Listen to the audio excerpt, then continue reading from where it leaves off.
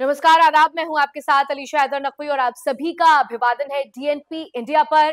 पाकिस्तान और तालिबान, जी हां, पाकिस्तान और तालिबान जिस तरीके से जुबानी जंग कर रहे हैं और जिस तरीके से लगातार वहां से एक क्लैशेस की खबर आ रही है, लेकिन आज की खबर का जो सबसे अहम मोड़ है वो ये है, पाकिस्तान जो है वो भारत से नाराज हो गया है इस वजह से क्योंकि भारत ही वो पहला ऐसा देश था जिसने तालिबान का खुलकर समर्थन किया और तालिबान के आमिर खान मुत्तकी से मुलाकात भी की और उस मीटिंग के बाद से ही पाकिस्तान के जो होश हैं वो फाख्ता हो चुके हैं। लेकिन इसी की फहरिस्त में और इस पूरे ड्रामे में एक नया नाम शुमार हो गया है और वो नाम है चीन का, क्योंकि पाकिस्तान अगर किसी से नाराज हो और दखल अगर भारत का हो तो चीन कैसे पीछे रह सकता है। इस पूरे पिक्चर को आसान भाषा में समझाएंगे प्रकाश, क्योंकि प्रकाश देखिए, सबसे पहले पाकिस्तान की नाराजगी की खबर आती है।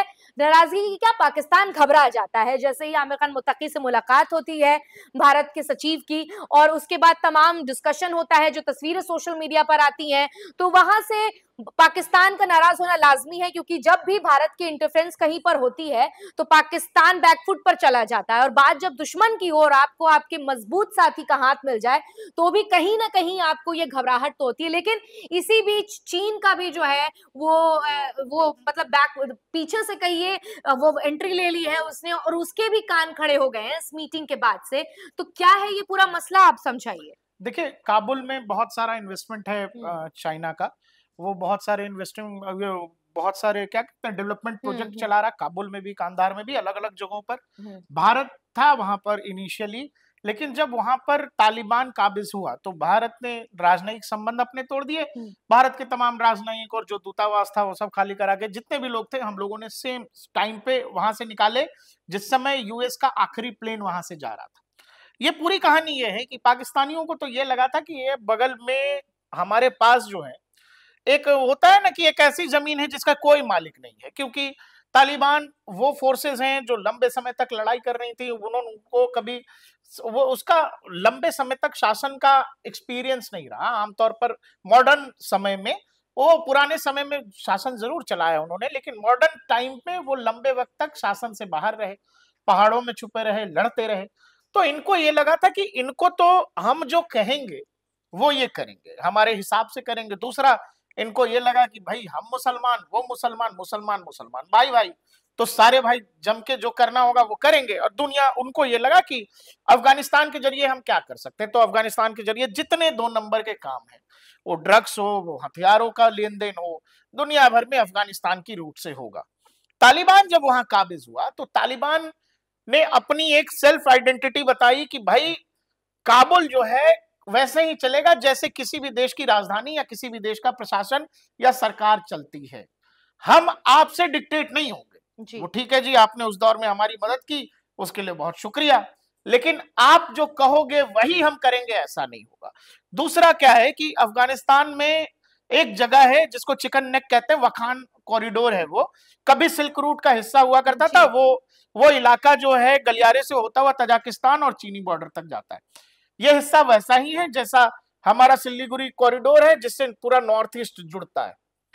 तो पाकिस्तान को यह लगा था कि अगर वखान कॉरिडोर पर बहुत सारे वहां पर डिफेंस के स्ट्रेटजिस्ट जो हैं, जो पाकिस्तान को जानने समझने वाले लोग हैं, वहां की सेना में जो लोग हैं, उनकी आंतरिक इच्छा है, आत्मिक इच्छा है कि आज नहीं कल, निकट भविष्य में कभी पाकिस्तान को यह मौका मिले कि हम वखान कॉरिडोर पे कब्जा कर लें। कब्जा करने का मकसद यह है कि सीधे पहुंच तजाकिस्तान तक होना।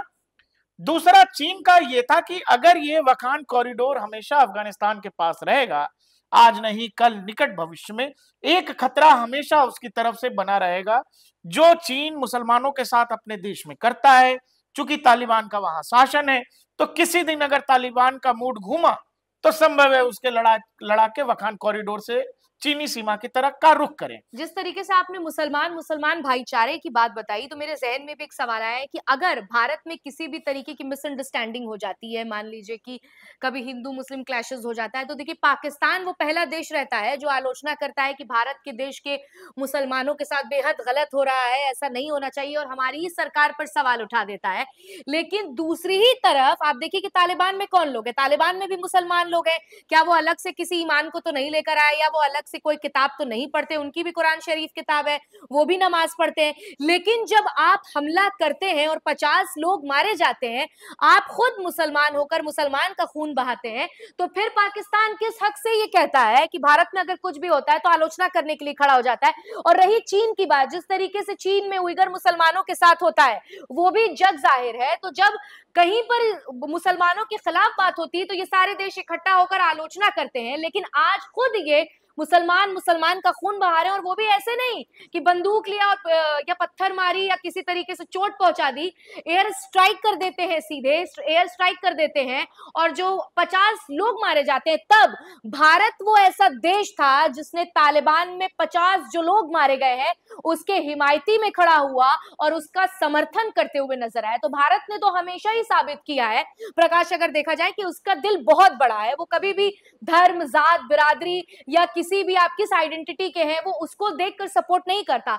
अगर कहीं जुल्म हो रहा है तो भारत ने हमेशा ही अपना जो है दुख व्यक्त किया है और उसके समर्थन में खड़ा हुआ है। बात यहाँ पर ये है ना कि जहां पर जो लोगों को ये नापाक मंसूबे हैं, चाहे फिर वो आप पाकिस्तान का जिक्र कर लीजिए, फिर या आप चाइना का जिक्र कर लीजिए, ये जिनके हिमायती बनते हैं, जब उन्हीं को संभालने की बात आती है तो ये पीछे हटते हुए नजर आते हैं। और अगर हम पाकिस्तान की यहाँ पर बात करें तो आप ये देखेंगे कि कल पिछले कुछ वक्त से पहले जो है पाकिस्तान और तालिबान का याराना था, दोस्ती हुई थी।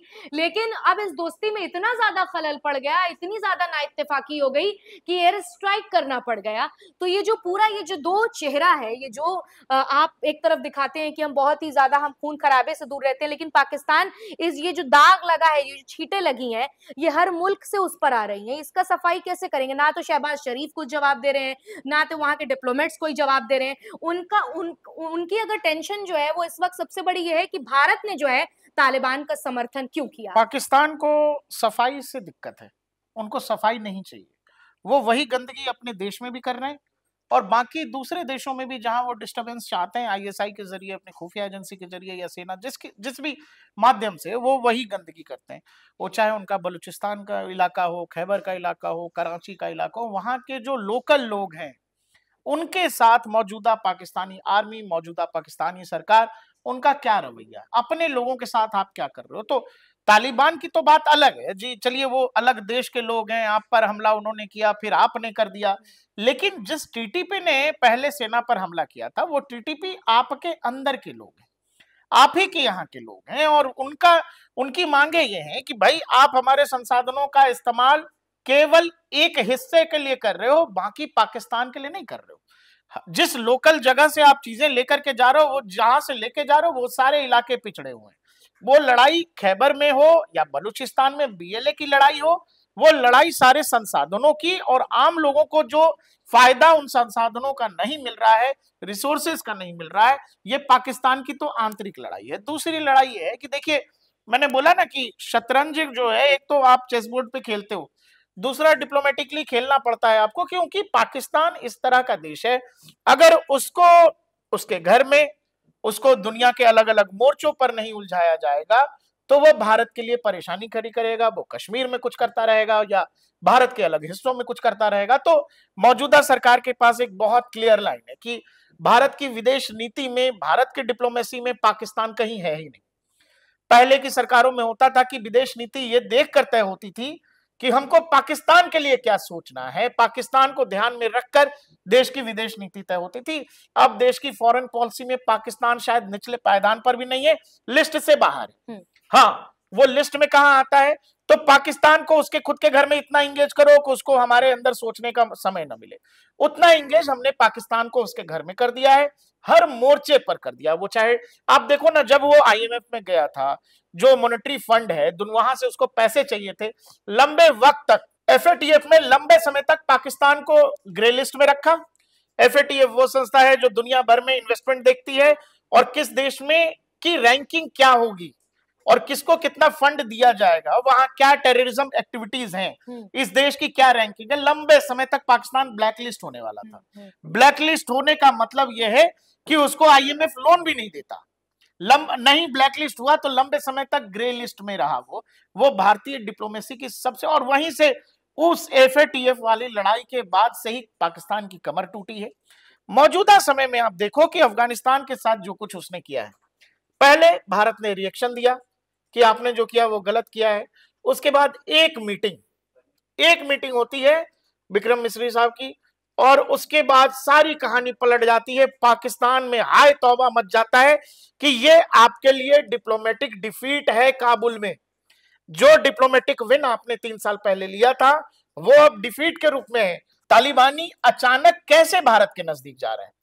मीटिंग हो रही है और बाकायदा ये बात भी हो रही है कि अपने सारे investment projects, development projects Bharat वहां फिर से शुरू कर सकता है। इसकी बार बार तालिबानी रोज उनकी तरफ से कहा जा रहा है कि आप आइए, आपके जो भी प्रोजेक्ट्स हैं आप उनमें को फिर से शुरुआत करिए। तो भारत को अफगानिस्तान में बाकायदा आमंत्रण मिल रहा है। ऐसे में जिस सरकार को हम सहमति नहीं देते, मान्यता नहीं देते, वहां भारतीय कंपनियां, भारतीय लोग जाएंगे, वहां काम करेंगे तमाम इंफ्रास्ट्रक्चर प्रोजेक्ट्स में। और ये बात पाकिस्तान को परेशान कर रही है।